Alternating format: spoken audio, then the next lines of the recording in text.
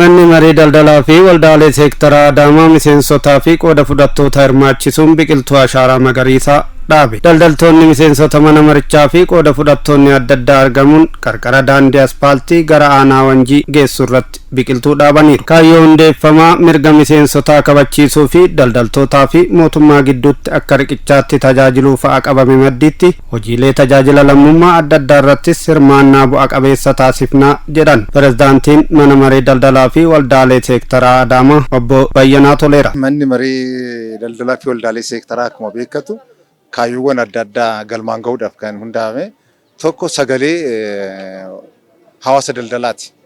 Sagalee hawaasa daldalaati.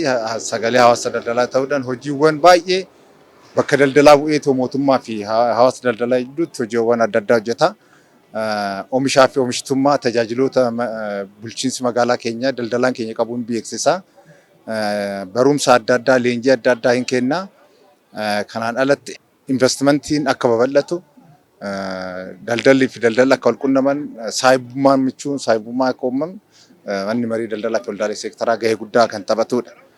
Kan biraa har'a dhaabbannee irraa manni marii keenya kun hojiiwwan gurguddaa kan hojjetedha.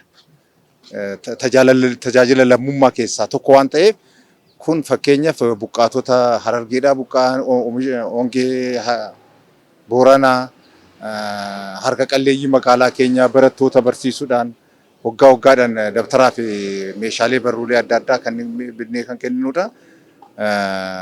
Akkasumas bakka bulchiinsi magaalaa nu barbaadde maratti sagaleedhaan awwaannee qaama argamudha jechuudha. Bulchiinsa magaalaa keenya biras rakkoon isaa yeroo isa qunnamu humna qabnu bira dhaabbannee hojiiwwan adda addaa hojjechaa turree jirra. Kanuma bu'uureffachuunis mata duree dhaabuun bayyanachuu jedhuun waamicha taasifameef owwaatuun iddoo adda baafametti biqiltuu dhaabuun ashaaraa keenyee ibsan. Industiriin akkuma guddatutti immoo faalamni qilleensaan dhufu. Faalamni qilleensaa san baalaansi kan godhu hojiiwwan amma biqiltuudhaan hojjetamaa jiran kana jechuudha. Guddina itti fufiinsa qabus fiduuf irrattis gahee guddaa qaba jechuudha. Kanaafuu biqiltuu dhaabuun ashaaraa magariisaa kanaan itti deemuun dhaloota boruu dhaabuudhaan nuti har'aa fi kan hojjennu dhaloota boruutiif. Manni maree keenyas baranarraa eegalee baroota tarees akkanumatti dhaabaa turee jira biqiltuuwwan kana. Amma garuu bakka dhaabbataa kiiloomeetira 5 daandii saffisaa irraa hanga Wanjii kan jiru bitaa mirga kara kiiloomeetira 5.5 ol ta'u kan kun nu kennamee dhaabbatummaadhaan dhaabnee biraa deemuu osoo hin ta'in kunuunsinee iddoo aara fagaafannaatti ta'u namni yeroo dadhabu bakka itti boqotu akkas gochuudhaaf hawaasa daldalaa bakka buusnee har'a hojiin kun hojjetamaa jira. Hawaasa daldalaa keenyas nu cinaa dhaabbatee haala kanaan hiriirota hojii kan hojjechuu isaatiin guddaa galateeffachuun barbaada. Daldaltoonni magaalattii dibaabee mana marichaa jalatti hiriiruun ammayyummaa yaa'insa sirna daldalaaf gumaachaa sochii jijjiirama magaalattiif tumsuu akka qaban kan dhaaban immoo itti gaafatamaa waajjira daldalaa bulchiinsa magaalaa Adaamaa obbo Xiilloo Dugdaati. Hawaasni daldalaa keenya mana maree daldalaatiin jalatti gurmaa'ee mirga isaas dirqama isaas qixa isarraa eegamuun akka baachuu danda'amuuf hojii bal'aatu hojjetamaa jira.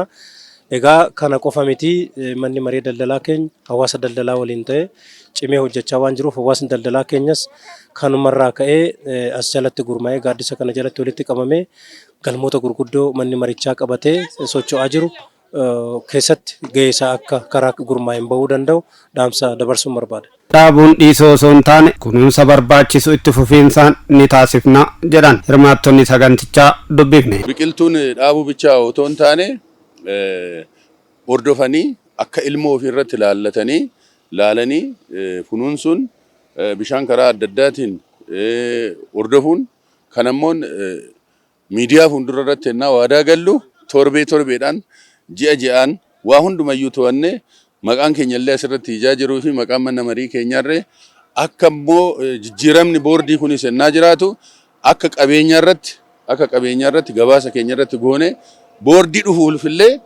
akkuma fudhatee waan kana kunuunsu kan biraa immoo iddoo biraallee itti dabalataan akka hojjetamu kuni waadaa guddaadha. Baay'ee kan itti gammannu guyyaan har'aa guyyaa gammachuuti. Akkuma karoora mana marii keenyatti qabannetti hanga xumuraatti guddatee hanga bakka gahutti yeroo yeroodhaan dhufnee hordofnee bishaan obaasuudhaan to'achuudhaan akka guddatu gahee keenya ni baana. Kunuunsuudhaan wal qabatee manni maree abbummaan asitti haa qabatu malee keessaa dhaabbilee jiran mana dhuunfaas haa ta'u dhaabbatas haa ta'u hulleessaa abbummaadhaan ani abboomsinaa jechaadha. Abbaatti goonaa jechaadha.